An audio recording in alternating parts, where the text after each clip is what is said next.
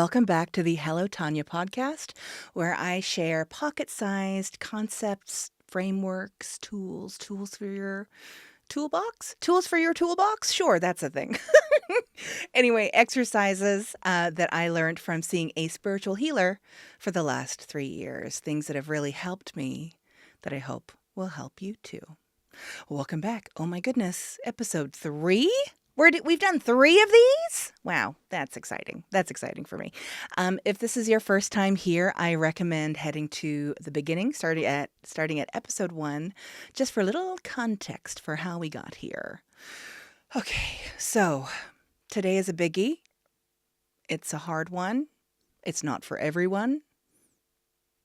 So let's just start with that vibe. Today we're talking about inner child work. Okay, let's journey back to 2002. I'm about 3 sessions in with Lika, my spiritual healer, pretty overwhelmed with all these new concepts and all this homework and talking to myself in the mirror and flushing my roommate. See, if this doesn't make sense, you got to go back. Anyway, I've been flushing. I've been talking to myself in the mirror. I'm pretty overwhelmed 3 sessions in. I'm slowly fighting the cringe of doing mirror work and kind of leaning into it a little bit. I'm slowly opening up. I'm starting to feel a little bit better about myself. And I've been giving myself pep talks in the mirror, giving myself hugs, flushing away.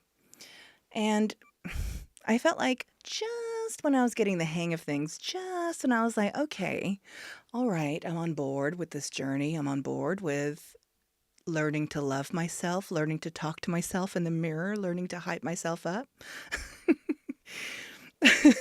She always introduces a new concept just when I feel like I'm getting the hang of it. So this one in particular spun me out, as you can imagine. It sounds pretty daunting, right?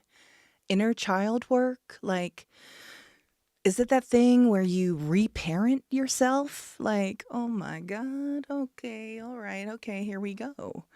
She tells me to find some photos of myself as a kid, as a teenager, and in my 20s. And much like the mirror work, you're going to be talking to yourself a little bit.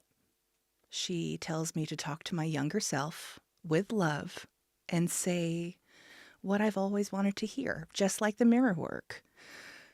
To give her, my younger self, advice, to give her confidence, compassion, and empathy, to tell her who I am now and how much there is to look forward to.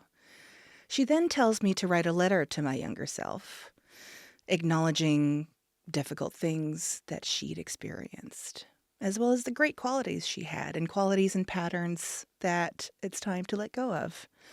And when I was finished writing the letter, to burn it, dig a hole in the ground, and bury it. As you can imagine, this was pretty emotionally devastating.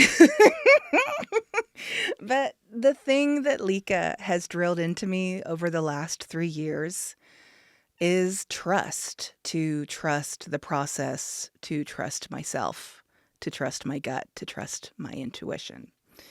So I dug up some old photos from the archives and had a go at it. I'm trusting that this isn't going to break me. I've, of course, since burnt that letter, but from memory and initial notes, I have some here. It went a little something like this.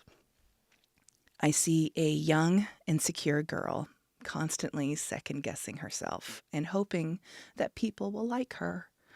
A girl who felt like she didn't belong, floating through friend groups, not knowing who she was and how amazing she was. She was such a good friend to people who didn't treat her well or deserve her.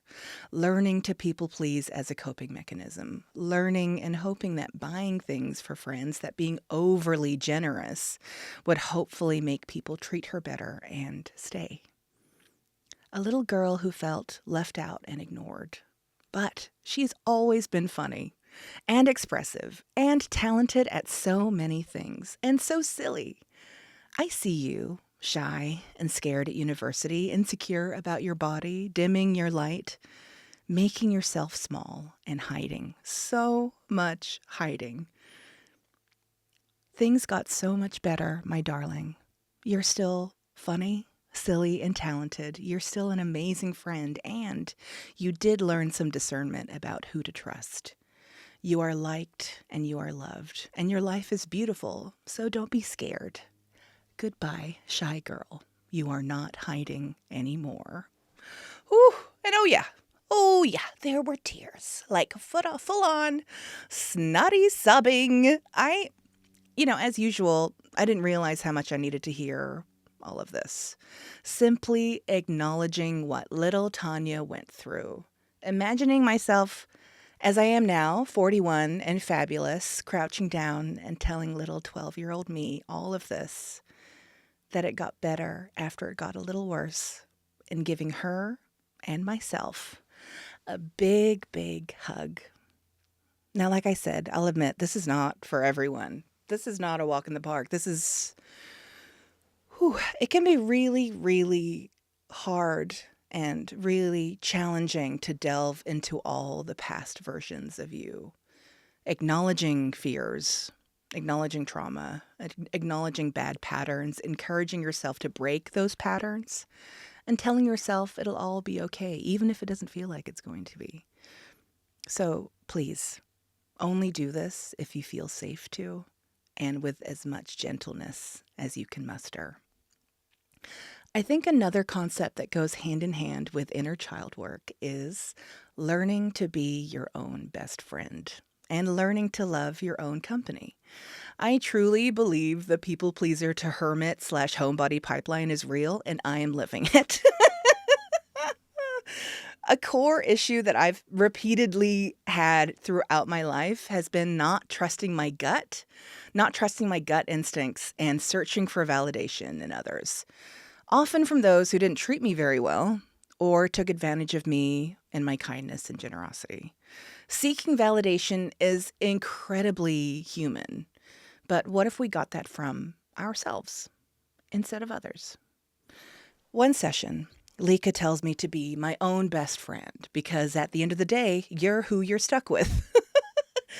Spending the most time with. And so why wouldn't you love yourself? So yeah, I know it's pretty bleak, but it made sense to me. Like, why have I spent all of this time and effort giving the best version of my funny, silly, joy-seeking self to others?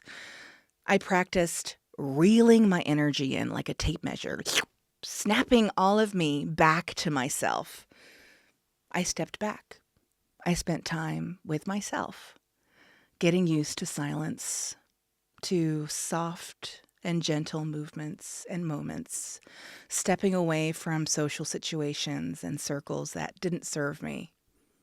I looked for joy, for signs, for things that made me giggle. It's not hard. It's very easy to make me giggle. And much like Miley, I started buying my own flowers. I started doing things that I wanted to do that I normally would have been nervous to do alone. I spent time with my dog. I honed my craft and truly learned to adore my own company. Being your own best friend might sound kind of sad or lonely at first, but to be honest, it's pretty damn awesome. I remember dreading Sundays the most when I hadn't locked in like a brunch or a hang or activity, frantically messaging anyone who was free because I did not want to be alone, let alone with my own thoughts or my own company. I didn't want to be. I wanted to be distracted. Someone else be around so that I'm not stuck with me. But now I prefer my own company. Like, how does it go?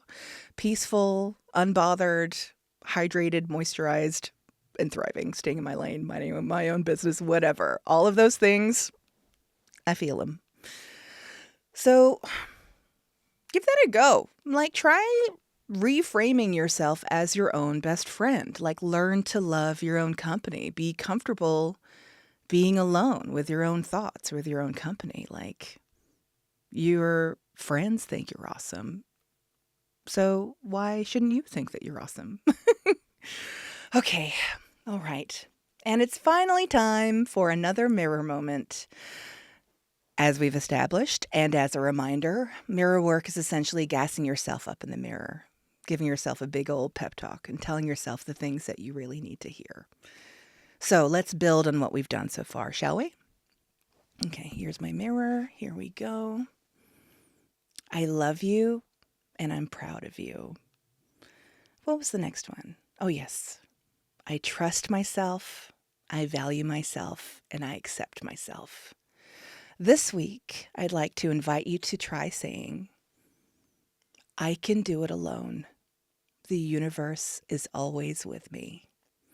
Now that one in particular hit hard. I have it written on my mirror, and I say this to myself every day. It's kind of how I'm here doing this podcast. Pretty cool, right? I can do it alone. The universe is always with me. Pow, pow, pow. All right, and that is us for episode 3. I hope you're being gentle with yourself. I love you. I love me. And as always, thank you for being here.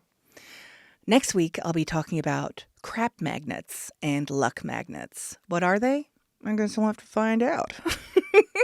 I just want to give a big shout out to Christopher Stratton for everything. This podcast literally wouldn't exist without his help. He did the production design, built this set, filmed the intro video, helped me edit, played the music. Literally, I can do it alone, but I'm grateful so much for Chris's help. Thank you so much, Christopher Stratton. I'm so grateful for you.